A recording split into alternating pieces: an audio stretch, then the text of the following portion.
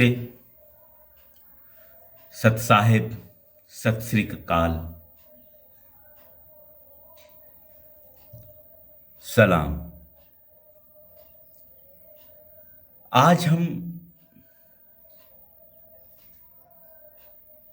हम क्या बोलें। समाज, देश, विश्व, व्यक्ति के हम हालात देखते हैं, तब हमें दुख ही प्राप्त होता है। एक व्यक्ति को पिता होने का दर्द, पिता होने के बाद जो समस्याएं होती हैं, उसका दर्द तभी महसूस होता है जब वह व्यक्ति पिता बन जाता है। हमको बचपन से ही बताया गया है, हमारे कर्तव्य हैं अपने प्रति, अपने परिवार के प्रति, पास पड़ोस के प्रति, समाज के प्रति, देश के प्रति और प्रकृति के प्रति, विश्व के प्रति। हमें दुख होता है, बन जाता है। हमको बचपन से ही बताया गया है, हमारे कर्तव्य हैं अपने प्रति, अपने परिवार के प्रति, पास पड़ोस के प्रति, समाज के प्रति, देश के प्रति और प्रकृति के प्रति, विश्व के प्रति। हमें दुख होता है आज के हालातों को देखकर। हम अनेक बार कह चुके हैं, पूरे ब्रह्मांड में सबसे बड़ी समस्या है मनुष्य, क्योंकि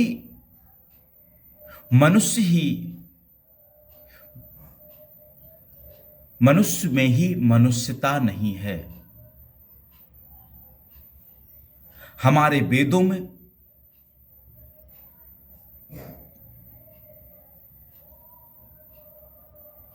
पशु मानव से मानव बनने की ओर, मानव से देव मानव बनने की ओर उद्देश्य छिपा था, हेतु छिपा था। जितने भी मजहब हैं, मानव से देव मानव बनने की ओर उद्देश्य छिपा था, हेतु छिपा था। जितने भी मजहब हैं, उनका जो आध्यात्मिक दर्शन है, उनका जो आध्यात्मिक दार्शनिक हेतु है, वह एक ही है। लेकिन हम जाति मजहब में इतना भटक गए हैं कि हम विविधताओं में एकता को महसूस ही नहीं करते हैं, अनेकता में एकता को महसूस ही नहीं करते हैं। हम सागर में कुंभ में सागर को महसूस ही नहीं करते हैं। हम वसुधैव कुटुंबकम विश्व बंधुत्व को महसूस ही नहीं करते हैं। हम इसकी बात तो करते हैं, लेकिन हमारे जीवन में, हमारे नजरिया में, हमारी आस्था में इसका कोई महत्व नहीं है। हमें अफसोस होता है आजकल इंसानों को देखकर, क्योंकि वो इंसान है ही नहीं, उसमें इंसानियत है ही नहीं। उसमें मजहबीकरण है, उसमें जातिवाद है, उसमें जन्मजात उच्चवाद है, उसमें बाजारवाद है, आदि आदि। और जो हम में कुदरती गुण हैं, जो हमारे अंदर आत्मा के गुण हैं, उनसे हम काफ़ी दूर हो चुके हैं। आत्मा, आत्मीयता, हृदयता से हम काफी दूर। राष्ट्रपिता के नाम से मैं 2 कहानियां लिख चुका हूं। उसमें मैंने दिखाया है कैसे एक पिता परेशान होता है, दुखी होता है। उसके 4 बेटे होते हैं, चारों बेटे उसकी नहीं सुनते, चारों अलग अलग अपने अपने स्वार्थ में, अपनी अपनी आवश्यकताओं में जीते हैं। उसी तरह से इस धरती पर मनुष्य है और ब्रह्मांड को चलाने वाली जो शक्ति है, हमारे अंदर जो स्वतः निरंतर शक्ति है, दिल अपने आप से धड़कता है, सांस अपने आप से आती है,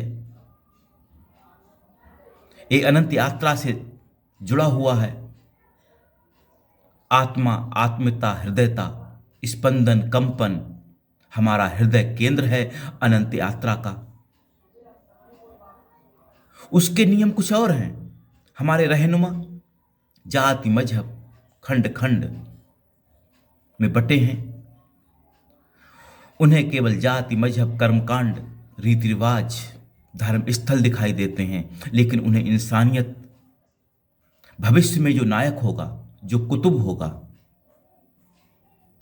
वह सिर्फ इंसानियत के आधार पर चलेगा, प्रकृति संरक्षण के आधार पर चलेगा। जीव वैज्ञानिक जानते होंगे हमारे अंदर भी जैविक घड़ी होती है, एक व्यवस्था है। जब हम गर्भ धारण करके आते हैं तो एक व्यवस्था के तहत आते हैं। ये दुनिया बनी तो एक व्यवस्था के तहत बनी। वही हमारा यज्ञ है जो अनंत से जुड़ा हुआ है। परम प्लस आत्मा बराबर परमात्मा।